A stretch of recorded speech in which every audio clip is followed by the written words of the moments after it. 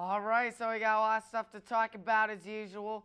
But instead of all baseball like what it was last week, we're going to do basketball with the awards and Cavs because of the draft. And, well, it's coming right around the corner. Hard to believe to go along with hockey and football as well. And we can't forget about baseball because, well, it's really midway through the season.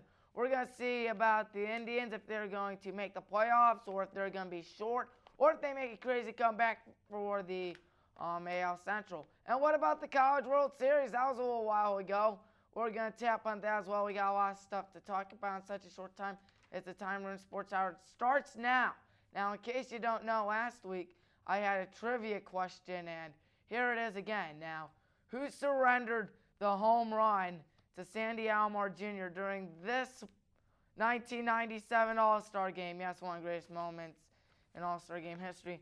Now, the correct answer is Sean Estes, a reliever for the San Francisco Giants. He was tagged with the loss after allowing that 2-run blast. But really, it's the All-Star Game, so it doesn't really affect his ERA or record. Now let's go with the NBA awards, winning the NBA MVP. Who else than Giannis for the Milwaukee Bucks? He played such an instrumental role. There he is, emotionally accepting his award.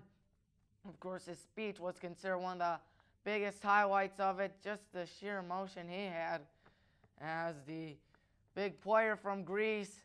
Averaged 27.7 points per game, 12.5 rebounds per game, and 5.9 assists per game. So he's 4 assists away from averaging a triple-double, making company with Oscar Robertson and Russell Westbrook, who has done twice, I believe. And Rookie of the Year went to Luka Doncic for the Dallas Mavericks, averaging 21.2 points per game, 7.8 rebounds per game, and exactly 6 assists per game, as you see that one shot.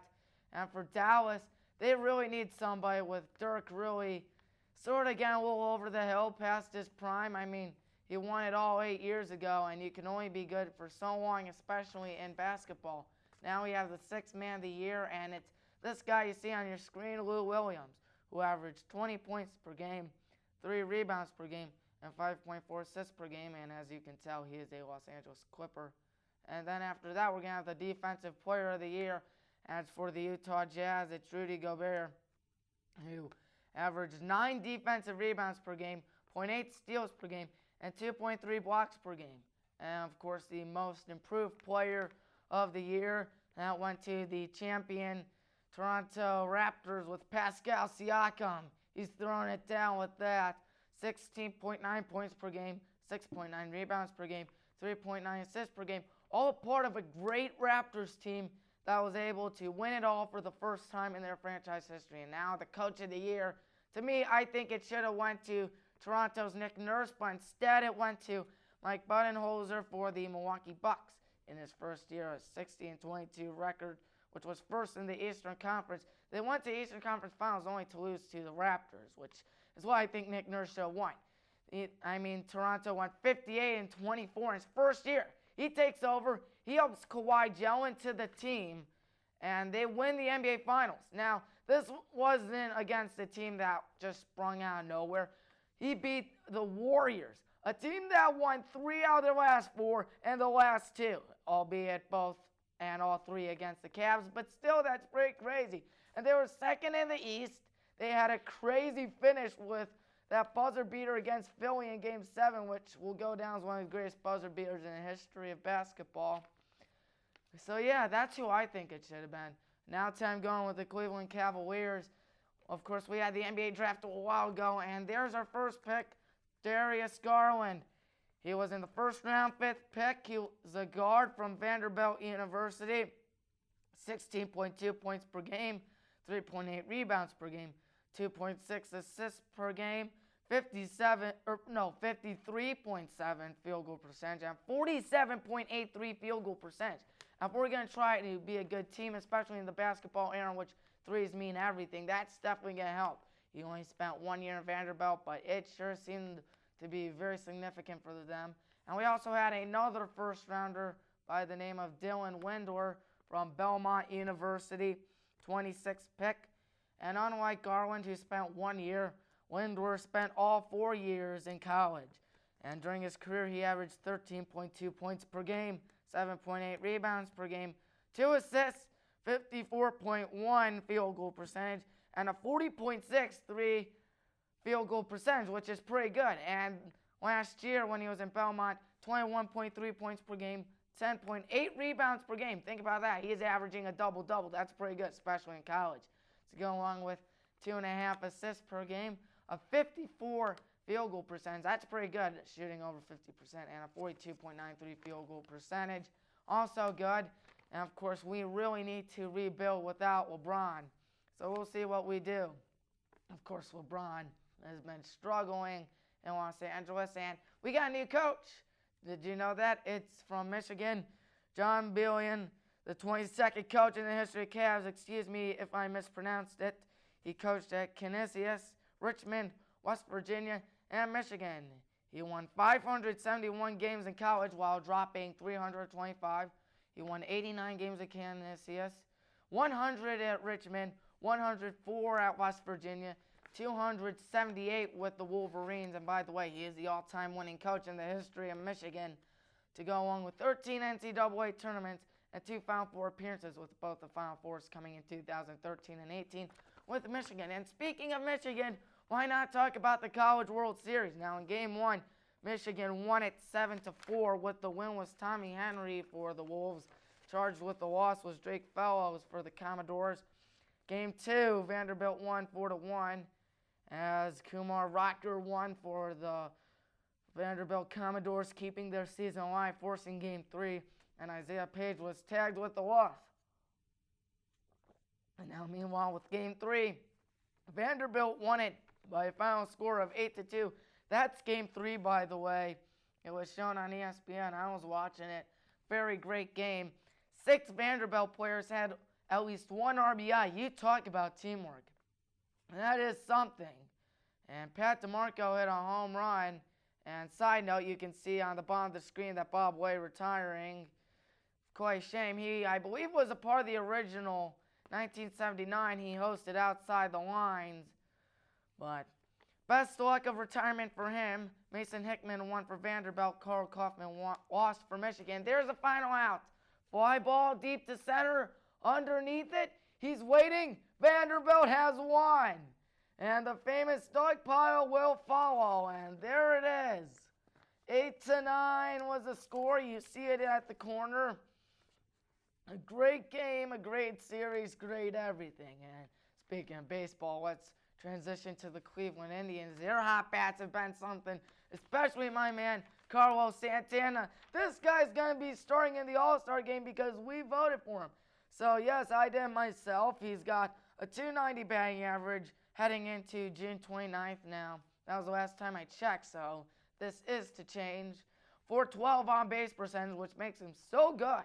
Just to put that into contrast, or just to put that in comparison, for every 5 plate appearances he has, he's going to get on base for 2 of them, to go along with 18 homers and 58 walks. And Francisco Lindor also got into the All-Star game, one of the 3 All-Stars for us. Brad Hand is the other one. Frankie heading into June 29th, 15 doubles, 12 long balls, 12 stolen bases, and a .294 batting average. Pretty impressive.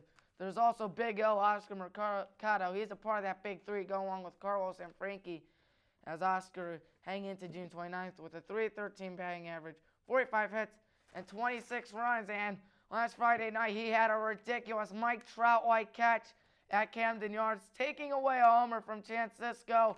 And I just went all crazy when that happened. And then we also have Jake Bowers, who has 10 doubles, 10 homers, and 29 RBIs. While the batting average isn't the best, you know when he's going to get a hit, it's going to be a good one. There's also Tyler Naquin, who had 38 hits, 9 doubles, and 266 batting average. That was hanging to June 29th, and we'll show a picture of the last guy I'll be talking about, Robbie Perez. There he is. 14 home runs, 31 RBIs, and 24 runs scored. And that was hanging to June 29th. So now let's transition to what happened while the last episode was recorded. We played 2 teams that are cellar dwellers, I guess one would say, the Royals. And this was the first game. Jason Kipnis, walk-off, well past midnight, you could tell, because a bunch of people are asleep or very few people there. 3-2 was the final score there. The next night, the Royals rallied thanks to a Hunter Dozier grand slam off Brad Hand, who I previously mentioned was an all-star. They won 8-6. But the next night, we got our revenge. A bunch of homers, one by Tyler Naquin, another one by Jake Bowers, and a 5-3 victory for the good guys. And then in Camden Yards, big disasters. 2 disasters. The first one was a terrible 13-0 loss, as chagged with the loss was Mike Clevenger. And though he's back from the injured list, it wasn't good, but hopefully he'll be okay. Zach Plezak was on the next night looking to stop the bleeding. Nope, did not happen. By the way, they lost 13-0, and the Indians became the first team in the history of baseball to lose back-to-back games without scoring a single run and by allowing 13 or more runs. And doing so to a team that hasn't been good, that is not good. That's pretty unimpressive, but we'll see. Alrighty, so trying to prevent themselves from being the first team that Baltimore sweeps all season. It did so last night. A 2-0 victory, a crazy one. Shane Bieber was on the hill, and he came in when it mattered. He did not allow a single run, of course. And Anthony Santander with the bases loaded and 2 outs. And Brad Hand, this is why he's an all-star, because he struck him out with the bases loaded, giving the Indians a win and a much-needed win. Imagine if we got swept by Baltimore. Just imagine how frustrating that'd be. So the Indians went 4-3 against Baltimore this season. Not the best, but hey, you know what? We're 45-38, not shabby. We're 8 games back from the Minnesota Twins of the American League Central, and then there's a wild card. There are a bunch of teams that are in it. You got Tampa, you got Texas, you got Boston, and you got us. We'll see which ones survive and which ones will not. Of course, we all know that for sure. New York is going to win the East, Minnesota's going to do in Central, and Houston's going to do in the AL West. Unless if those teams collapse, which for the Yankees I highly doubt. They've gone 31 games in a row by hitting home runs. And they exploded in London by scoring 29 runs in that London series. Both teams averaged 25 runs per game as they combined for 50 runs. I don't know if it's because of the artificial turf. I don't know if it's because the dimensions were so small. I don't know if it's because the Oakland Coliseum foul territory. I don't know if it's because the batters are so good. But London definitely got a treat this weekend. And I think it'd be a success. Sellouts, we saw so many legends. I saw Mariano Rivera there. Of course, I wasn't in London, but watching from TV. Next year, it's going to be one of the biggest Midwest rivalries that will be going across the pond. It will be the Chicago Cubs and the St. Louis Cardinals.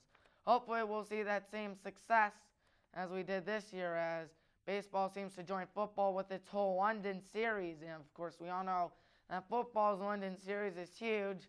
They started that in 2007 when the Giants played the Dolphins. The Giants won and win Super Bowl that year. So we'll see. Baseball in London, maybe baseball could get big global appeal, and I know that's what they've been trying to do late. We not try to limit it to the United States or like Dominican Republic, Puerto Rico, or Cuba, or maybe like Japan, but pretty much across the world. And I'd like to see it. A global sport, baseball. That's incredible. I mean, London's just a start. We'll see where they'll go around the world, for those stutters. So now time for my trivia question of the ball game. That's right, folks, not ball game, but show. Now, we talked about the College World Series, about Vanderbilt beating Michigan. Now my question is, when was the last time Michigan won the College World Series? Yes, I want to know when was the last time they won the World Series. You got your answer? Because we're going to reveal it next time we're on. And that will do it all here. For once again, this is Tommy Maroon here on WCTV signing off. Have a great week. Can't wait to see you around.